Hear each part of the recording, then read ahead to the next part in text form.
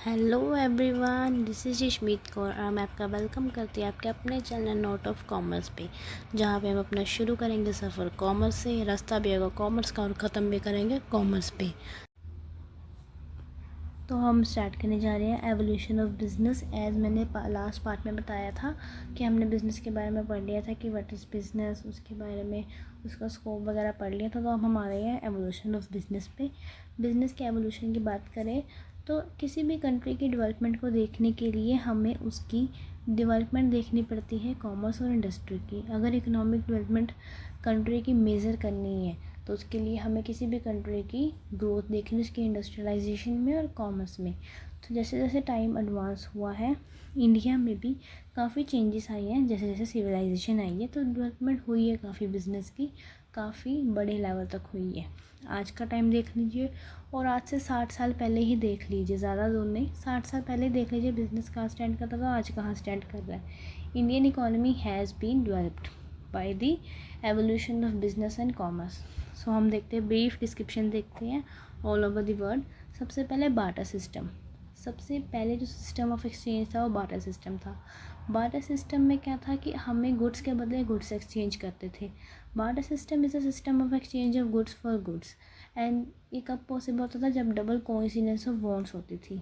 Double coincidence of wants का मतलब कि जो मुझे चाहिए और जो सामने वाले को चाहिए, दोनों की वांट्स सेम है।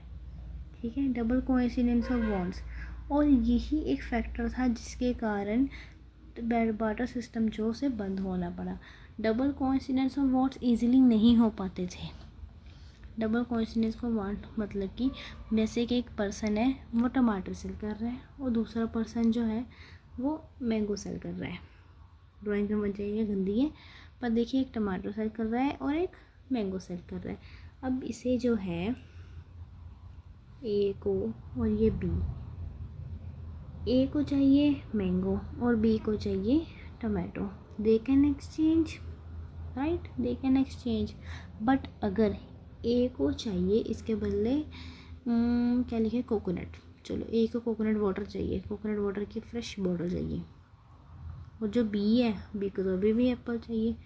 ए की वांट तो सेटिस्फाई हो जाएगी, हैं, ए की वांट तो सेटिस्फाई हो जाएगी अगर उसे ये मिल गया। पर व्हाट अबाउट बी, अगर कोई पर्सन सी है सपोज, वो सेल कर रहा है कोकोनट वाटर और उसे चाहिए ये apple, they can exchange. But what about B, B तो रह गया ना। तो ये तो हो रहा था, ये तो कोई कॉमन था बार्टर सिस्टम ऑफ एक्सचेंज में। किसी की डिमांड पूरी थी, किसी की नहीं हो रही थी, डबल कोइंसिडेंस ऑफ वांट्स हो ही नहीं पा रहे थे। तो ये एक ड्रॉबैक था जिसके कारण बार्टर सिस्टम ऑफ एक्सचेंज को बंद करना पड़ा। अगली हम बात करें तो ये है, कब होता था, जब सरप्लस बचता था। मैंने अपनी नीड पूरी कर ली है, मेरी नीड के बाद मेरे पास सरप्लस बच गया है तो मैं उसे बार्टर सिस्टम ऑफ एक्सचेंज में लेकर आऊँगी, तब एक्सचेंज करूँगी। Other than I will not exchange. अगर मेरी खुद की ज़रूरतें पूरी नहीं हो पा रही, मैं क्यों लेकर आऊँगी, है ना। नेक्स्ट है विलेज इकोनॉमी। विलेज इकोनॉमी का मतलब कि पीपल ने क्या किया, शुरू कर दिया लोगों ने अपने पर्टिकुलरली प्लेसेस सेट करने। वहाँ पे वो जैसे कहते हैं फार्मिंग करते थे, कुछ अपनी कैटल रेयर करते थे उसी लैंड पे, है ना।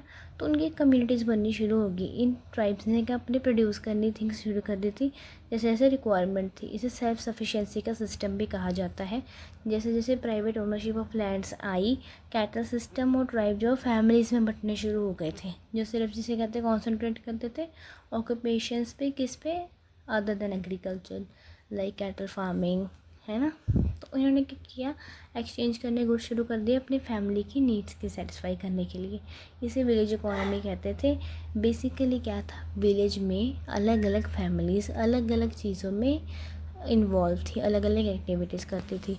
कोई कैटल फार्मिंग करता था, कोई जिसे कहते हैं कपड़े बनाता था, है ना, तो कोई मान लो पॉटरी करता था। तो हर किसी की अपनी अपनी एक जॉब थी, अपनी अपनी मतलब एक्टिविटी में वो इन्वॉल्व थे। वो वाली जॉब नहीं, आजकल वाली जॉब मीन्स की एक्टिविटी में इन्वॉल्व थे। ठीक है, तो जिस चीज़ एक्टिविटी में वो इन्वॉल्व थे वो सेल्फ सफिशिएंसी के लिए तो था ही, बट वो एक्सचेंज करते थे अपनी ही फैमिली की नीड को पूरे करने के लिए। कपड़े बनाने वाला पॉटरी करने वाले को कपड़े दे देता था, उसे पॉटरी का सामान ले लेता था, किसके लिए, ताकि वो अपनी फैमिली नीड्स को पूरे कर पाए, है ना। तो उनकी पर्टिकुलरली प्राइवेट ओनरशिप थी लैंड पे, उनका खुद का लैंड था, उस लैंड के ऊपर वो काम करते थे। उसके बाद आई इंट्रोडक्शन ऑफ मनी। जो प्रॉब्लम्स बार्टर सिस्टम में हमने फेस की थी, डबल कोइंसिडेंस ऑफ बॉन्ड्स, ये क्यों हो रहा था? क्योंकि एक पर्टिकुलर यूनिट ऑफ एक्सचेंज हमारे पास नहीं थी, एक पर्टिकुलर एक्सचेंज की यूनिट हमारे पास होनी चाहिए थी। अगर वो होती तो ये ज़रूरत ही नहीं पड़नी थी। सो एक जिसे कहते एक यूनिट की ज़रूरत थी जो हर जगह एक्सेप्टेबल हो, not beyond the boundaries of a country but within that boundaries it is acceptable, and a common unit of exchange, एक common unit था जो कि हर कोई ले लेता था, वेदर उसे टमाटो चाहिए, राइस चाहिए, कुछ भी, ठीक है। तो एक कॉमन यूनिट बन के रह गया था। उसके बाद अगर हम बात करें तो टाउन इकोनॉमी, कहाँ पे थे, हाँ, इंट्रोडक्शन ऑफ मनी पे। तो हमारे पास एक कॉमन मीडियम तो मिल गया था। सबसे पहले इन्होंने कैसे किया, स्टोन्स, शेल्स, कैटल्स, फेदर, ये चीज़ें जो थी ये कॉमनली यूज़ की जाती थी value the goods to be exchange के लिए। पर फिर मेटल्स आ गए, आयरन, पता ही है, सिक्के चलते थे तांबे वगैरह के, तो वो iron, copper, bronze, silver, gold, ये मेटल्स आ गए थे। ये ज़्यादा कन्वीनियंट थे बिकॉज ये भी इजीली एक्सेप्टेबल थे, इनकी अपनी वैल्यू थी। और जो मेटल्स जो हैं इनको वेट करने के बाद इन पर स्टैम्प की जाती थी इनकी वैल्यू। ये तो ठीक है, मेटल मनी भी होगी, पर ये जिसे कहते हैं सिर्फ अपनी कंट्री में था, फॉरेन करेंसी में, फॉरेन कंट्री में ये नहीं चल पाता था। तो हमने क्या किया, फॉरेन कंट्रीज़ में ये चल ही नहीं पड़ रहा था, तो हमने क्या किया, कॉइन्स को एक साइड में करके हमने पेपर करेंसी ले आई। पेपर करेंसी वही 10 का नोट, 20 का note. Paper currency was more convenient than these types. Then town economy आई। टाउन इकोनॉमी में क्या हुआ, मनी को एक्सचेंज तो किया गया अलग पर्पज़ के लिए। क्यों, जब वॉल्यूम ऑफ ट्रेड बढ़ गया था, ट्रेड का वॉल्यूम, आप खुद सोचिए, पहले बार्टर सिस्टम था, एक पर्सन, एक फैमिली, 2 फैमिली, टाउन इकोनॉमी में बढ़ी, volume of trade has been increased. Self sufficiency was not the only main motive, सिर्फ सेल्फ सफिशेंसी मेन मोटिव नहीं था उनका, अब वो आगे भी देते थे और लोगों तक पहुंचाते थे। पीपल ने स्टार्ट करनी शुरू कर दी थी अपने प्रोडक्ट्स में स्पेशलाइजेशन लानी, ताकि वो दूसरे लोगों को भी दे सके। अलग अलग प्लेसेस फिक्स कर दी थी, मंदिर के पास बाज़ार लगने, वो मेलों में बाज़ार लगने, ये सब विलेजेस में होना शुरू हो गया था। वो अपने सरप्लस को जो आगे सेल करते थे। ये स्टार्टिंग हो गई थी हमारी बड़ी बड़ी बिजनेस हाउसेस की। Then industrial revolution. Industrial revolution वही are familiar with this term, इन मतलब कि इंडस्ट्रीज़ में रेवोल्यूशन आई, इंडस्ट्रीज़ कैसे बढ़ी। इंडस्ट्रियल रेवोल्यूशन इंग्लैंड में आई थी 1970 से 1850 तक। हमने अगर जो कॉमर्स वाले हैं जिन्होंने इंडियन इकॉनमी 12th में पढ़ी है तो उन्हें पता होगा व्हाट इज़ दिस। सो हम अगर बात करें सबसे पहले इंडस्ट्रियल रेवोल्यूशन की, तो इंडस्ट्रियल रेवोल्यूशन 1970 से 1850 तक के बीच का समय था। इसमें बेसिकली होता क्या था, कोई एक ओवरव्यू दे देती हूँ। जैसे इंग्लैंड था ना, इंग्लैंड, क्या मैं बताती हूँ, हाँ, इंग्लैंड क्या करता था अपने गुड्स और सर्विसेज को कैसे मैंने सब करता था, बताती हूँ। इंग्लैंड में इंडस्ट्रीज़ भी थी, बड़े बड़े इंडस्ट्रियल हाउसेस भी सेट हो गए थे, इग्नोर द ड्राइंग। उनके पास इसे कहते हैं मशीनरी भी थी, बिजनेस हाउसेस, मशीनरी, उनके पास ये सब था। बट उनके पास क्या नहीं था, रॉ मटेरियल जो कि हर एक बेसिक इंडस्ट्री को चाहिए, उनके पास रॉ मटेरियल नहीं था। तो ये रॉ मटेरियल किस कंट्री के पास था, इंडिया के पास। तो इंग्लैंड ने क्या सोचा कि हम काम करते हैं कि हम इंडिया को ना अपनी फीडिंग बनाने, हमने इंडिया को अपनी फीडिंग कंट्री बना लेते हैं जो हमें फीड करेगी रॉ मटेरियल। हमारे पास हमारा खुद का बिजनेस है, सब कुछ है, बस हमें रॉ मटेरियल चाहिए। फॉर एग्ज़ाम्पल कॉटन, वो कॉटन इंडिया से लाते थे और लेकर आते थे, और उसके बाद अपनी मशीनरी जो भी अपने प्रोडक्शन हाउसेस में करके फॉर एग्ज़ाम्पल एक टी शर्ट बना देते थे। वो T shirt at the and कहाँ सेल होती थी, इंडिया में। कैसे, अब वही सोचो, इंडिया वाला पर्सन है जो कोई, वहाँ पे तो सोफिस्टिकेटेड भी मशीनरी नहीं है, हैंडमेड काम चलता था।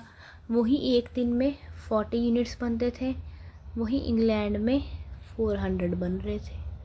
Of course machinery work is faster than the human work, right. तो यहाँ पे 400 बन रहे थे इंग्लैंड में और 40 इंडिया में, तो कौन सा चीप होगा? Of course machine made. और एक ये भी ट्रेंड था उस टाइम पे, लोगों के मन में आ गया था कि मशीन मेड चीज़ लेंगे, मशीन मेड चीज़ लेंगे। तो इस बात का फ़ायदा लिया इंग्लैंड ने। इंग्लैंड ने क्या किया? ये इंग्लैंड है और ये इंडिया। इंडिया से इंग्लैंड जाता था रॉ मटेरियल जो कि ड्यूटी फ्री था। ड्यूटी फ्री मतलब कि इंपोर्ट एक्सपोर्ट पे ड्यूटीज़ नहीं लगती थी। वही अगर इंडिया किसी और कंट्री को बेचता था तो उनके ऊपर ड्यूटी लगती थी। वही इंग्लैंड जो है वो इंडिया को फिनिश गुड्स देता था अपने, वो भी ड्यूटी फ्री। मतलब कि इंग्लैंड ने रॉ मटेरियल भी इंडिया से लिया, मैन्युफैक्चरिंग अपने इंडस्ट्रीज़ में कर ली और सेल किसको गया? फाइनली इंडिया को। निचोड़ रहे थे दोनों तरफ से इंडिया को, बस यही किया इंग्लैंड ने। हमने इंडियन इकॉनमी में पढ़ा ही है। तो इंडस्ट्रियल रेवोल्यूशन सबसे पहले तो series of change in the industrial field in England during the period 1970 to 1850, ठीक है, 1850 तक चला। ये चेंजेस हमारे पास हमारे देखने को मिले मेनली, तो वो कौन से थे? वो चेंजेस यहाँ पे हैं। Development of engineering. Industrial revolution ने इंजीनियरिंग स्किल में काफ़ी डेवलपमेंट लेकर आई। इंजीनियरिंग जो है, इंजीनियर्स थे, उन्होंने मशीन्स को डिज़ाइन किया। टेक्सटाइल की, कोल मिक्सिंग को भी इंडस्ट्रीज़ है, उनकी मशीन्स को इंजीनियर्स ने डिज़ाइन किया, तो उनकी डेवलपमेंट हुई। टूल्स आए शिप्स को रिपेयर करने के लिए, लोकोमोटिव्स को करने के लिए, क्योंकि अब अगर हमने सब कुछ बना भी लिया, प्रोडक्ट्स बन गए या सेल होने के लिए रेडी है, तो एक पर्टिकुलरली ट्रांसपोर्टेशन फैसिलिटी भी चाहिए थी, वो हमें मिली थी, ठीक है। जो टूल्स चाहिए थे वो इंजीनियर्स बनाते थे। Then revolution in iron making. अब आयरन जो था ना, आयरन से मशीन्स बनती थी, आयरन से वो मशीन्स बनती थी जिससे प्रोडक्शन की जाती थी। तो आयरन का यूज़ हुआ, आयरन को मतलब कि रिवोल्यूशन आएगी आयरन इंडस्ट्रीज़ में भी। Then use of steam powers in textiles. Steam power का यूज़ किया गया था टेक्सटाइल्स में। अगर मशीनरी है तो न्यू मतलब पावर तो चाहिए मशीनरी को। मैकेनिकल डिवाइसेस जो इंडस्ट्री में थे, उनमें प्रोडक्शन चाहिए, प्रोडक्शन के लिए हमें पावर चाहिए था। वो पावर कहाँ से आते थे? Steam power. Then rise of chemical industries. जो पावर हमने टेक्सटाइल इंडस्ट्री में यूज़ की थी वो तो जिसे कहते हैं ब्लीचिंग, डाइंग, फिनिशिंग, प्रिंटिंग, ऐसे कामों की भी ज़रूरत है, तो केमिकल इंडस्ट्रीज़ को भी काफ़ी ज़्यादा राइज मिला। Then coal mining. Coal mining शुरू हुई। कोल माइनिंग जो है वो इंटरडिपेंडेंट है अलग डेवलपमेंट से। अगर कोल माइनिंग इंडस्ट्री की डेवलपमेंट होती तो अलग अलग जो इंडस्ट्रीज उनकी डेवलपमेंट भी खुद ब खुद हो जाती, क्योंकि कोल से उन्हें पावर मिलती थी। कोक जिसे कहते हैं स्मेल्टिंग और रिफाइनिंग आयरन से जुड़ी सी चाहिए था। अब आयरन को जिसे कहते हैं रिफाइन करने के लिए, स्मेल्टिंग करने के लिए कोल का कोक चाहिए था। कोल का एक कंपाउंड होता है कोक। कोल का एक कंपोनेंट कंपाउंड चाहिए था, तो वो किस काम आता था? आयरन की स्मेल्टिंग के लिए। तो आयरन आपको पता मशीनरी में यूज़ हो रहा था, तो ऑफ कोर्स कोल माइनिंग की भी डेवलपमेंट और इंटरडिपेंडेंट थी। इनके ऊपर अलग अलग इंडस्ट्रीज़ की डेवलपमेंट निर्भर करती थी। Then revolution in transportation. Transportation of course बड़ी, आपको पता है इंडिया में भी ट्रांसपोर्टेशन आई थी ब्रिटिश के कारण। ब्रिटिश लोगों ने सबसे पहले ट्रेन चली थी maybe Bombay to Thane, वो भी इनकी ही मेहरबानी थी मे बी। अगर हम बात करें कुछ नंबर ऑफ़ इन्वेंशन जो इंग्लैंड में उस टाइम पे आई थी, वो स्पिनिंग जेनी थी, या फिर वाटर फ्रेम था, पावर लूम था कार्टराइट का, ठीक है। तो ये सो कॉल्ड जो इंडस्ट्रियल रेवोल्यूशन थी, ये 6 ग्रेट चेंजेस मैंने आपको बता दिए हैं। देन अगर हम बात करें revolution in transport and communication. Industrial production increased manifold after the mechanisation of production method. Suez canal के बता, आपको स्विस कैनाल के बताते हैं। अब ना इंडिया था, ये मान लो इंग्लैंड है, ये नीचे अफ्रीका है और ये इंडिया, सारा एशिया इंडिया, ठीक है। अब कोई भी सामान जो है उसे इंडिया आना था, ठीक है, यहाँ से पूरा घूम के आना पड़ता था। ये इंग्लैंड है, ये इंडिया है, ये अफ्रीका है। तो इंग्लैंड को इंडिया आने के लिए बड़ा सा रूट फेस करना पड़ता था, डिले हो जाता था, सामान कॉस्ट भी ज़्यादा लगती थी, फ्यूल भी ज़्यादा लगता था। पर स्विस कैनाल, ये जो रास्ता है ना, यहाँ बीच में से होके जाता है, जो ये रास्ता जो है बीच में से, ये वाला, ये स्विस कैनाल था। स्विस कैनाल के जब से इंट्रोडक्शन में भी ये हुई थी 1869 में बेबी, आप एक बार वेरीफाई कर लेना। हाँ, हाँ जी। तो फाइनली 1869 में स्विस कैनाल ऑफिशियली ओपन हो गया था। इससे क्या हो गया था, एक नया सी रूट बन गया था, जिससे इन रेलवे, स्टीमशिप, एरोप्लेन, ऑटोमोबाइल सबकी ट्रांसपोर्ट सिस्टम में रेवोल्यूशन आ गई थी। गुड्स को अब मोबिलाइज करना, मूव करना ज़्यादा ईजियर हो गया था। डिफरेंट कंट्री से ज़्यादा ये फास्टियर था। अगर और कंट्रीज़ के साथ ट्रेड करना था वो थोड़ा स्लोअर था, बट इंग्लैंड मतलब ब्रिटिश और इंडिया का जो ट्रेड था स्विस कैनाल के कारण काफ़ी हद तक बढ़ गया था।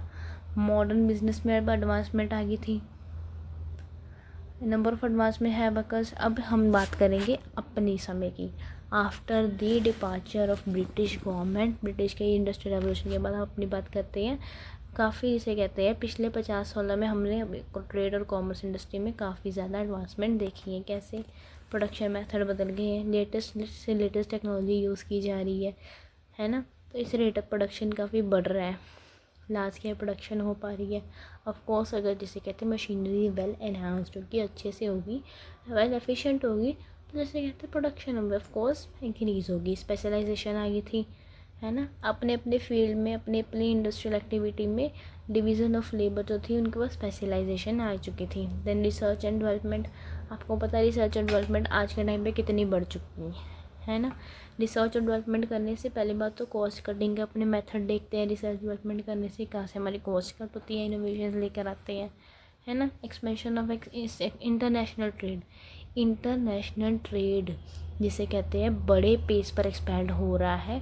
ऑर्गेनाइजेशन जैसे वर्ल्ड ट्रेड ऑर्गेनाइजेशन जो है WTO, ये हेल्प कर रही है पूरे वर्ल्ड को इकट्ठे लेके आने में, सारी हिंड्रेंसेस को ख़त्म करने में, ताकि गुड्स और सर्विसेज का फ़्लो ओवरऑल ग्लोबली हो सके। पूरा जो वर्ल्ड है अब एक बड़ा मार्केट बन रहा है। देन अब growth of public and private enterprises, public और प्राइवेट एंटरप्राइजेस की ग्रोथ हो रही है। इंडस्ट्रियलाइजेशन इंडिया, हमारा टॉपिक था ना इंडस्ट्रियलाइजेशन इन इंडिया, आज ही कर लेते हैं। Industrialisation in India mainly started after 1947। After the independence of India industrialisation तब स्टार्ट हुई थी। आपको पता है बेड़ा करके कितना किया था ब्रिटिश वालों ने इंडिया का, है। ब्रिटिश रूलर्स ने इंडिया को अपने सप्लायर रॉ मटेरियल का बनाया था, कस्टम में बनाया था अपने कंज्यूमर फाइनल गुड्स का। आफ्टर इंडिपेंडेंस इंडिया के गवर्नमेंट ने कुछ रूल्स पब्लिक और प्राइवेट इंडस्ट्री को स्पेसिफिक कर दिए थे। बेसिकली वो स्ट्रेटजी से जो पब्लिक सेक्टर के अंदर लेके आते थे। उन्होंने सारी की सारी इंडस्ट्रीज़ जो थी वो पब्लिक सेक्टर के अंडर कर दी थी।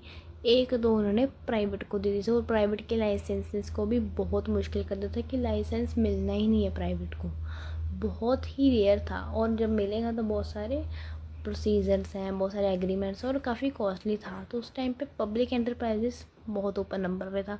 पर जिसे कहते हैं हमने पूरा देखा कि पब्लिक सेक्टर जो है वो अपना परफॉर्म नहीं अच्छे से कर पाया। तो 1991 में एक न्यू रेवोल्यूशन आई। गवर्नमेंट ने डिसाइड किया कि अपने पब्लिक के रोल को कुछ इंडस्ट्रीज तक लेके जाना। तो पब्लिक सेक्टर का रोल 3 इंडस्ट्रीज तक रह गया था, और बाकी सारी की सारी पब्लिक को दे दी, प्राइवेट को दे दी थी। प्राइवेट इंडिविजुअल्स के हाथ में जब से पावर आई थी प्रोडक्शन की, तब से इंडस्ट्रियल रेवोल्यूशन इंडिया का काफ़ी इम्प्रूव हो पाया, मतलब इंडस्ट्री रियली रेवोल्यूट हो पाई। 1991 में लिबरलाइजेशन, ग्लोबलाइजेशन और प्राइवेटाइजेशन आई। प्राइवेटाइजेशन मतलब कि प्राइवेट इंडिविजुअल्स के हाथ में पावर दे दी गई थी प्रोडक्शन की। ग्लोबलाइजेशन, पहले इंपोर्ट, इंडिया में इंपोर्ट एक्सपोर्ट में काफ़ी मतलब एक्सपोर्ट था, इंपोर्ट पे काफ़ी बंद किया गया था। इंपोर्ट एक्सपोर्ट को काफ़ी डेवलप किया गया। और देन हम अगर बात करें लिबरलाइजेशन की, तो पहले प्राइवेट इंडस्ट्रीज़ को लाइसेंस ही नहीं मिल पाते थे, वो सेटअप कर पाए, पर उन्हें अब लिबर मतलब कि फ्री कर दिया, उन्हें फ्रीडम दे दी थी। देन अगर हम बात करें बिज़नेस और प्रोफेशन की, बिज़नेस कि एक मीन्स है, इकोनॉमिक एक्टिविटी है जिससे हम परफॉर्म करते हैं, सप्लाई करते हैं गुड्स और सर्विसेज और प्रॉफिट अर्न करते हैं। वही प्रोफेशन एक एडवाइस और सर्विस है जो कि रेंडर करते हैं, या फिर एक पर्सन या फिर ग्रुप ऑफ पर्सन जो है जिसमें कोई मैन्युफैक्चरिंग नहीं है, ना ही सेलिंग ऑफ गुड्स है। इसमें सर्विसेज को हम बेसिकली रेंडर करते हैं, और अपनी प्रॉफिट को नहीं, हम यहाँ पे अपनी प्रोफेशनल फ़ीस को अर्न करते हैं।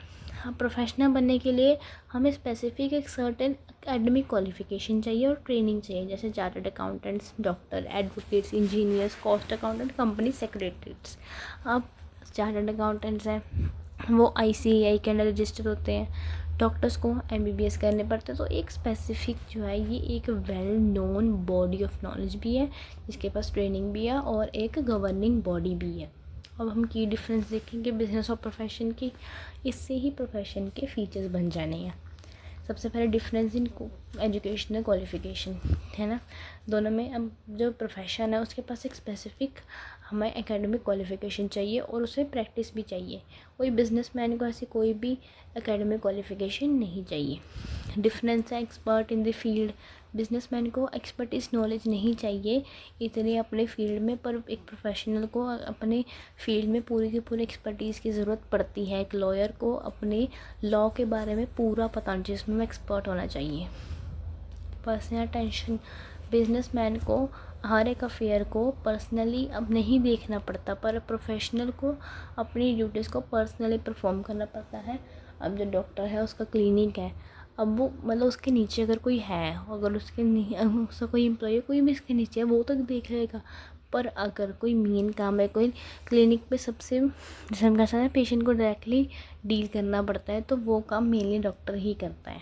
नेचर ऑफ रिवॉर्ड, रिवॉर्ड कैसा मिलता है, बिजनेस में प्रॉफिट चाहिए तो इसमें प्रोफेशनल फ़ीस होती है।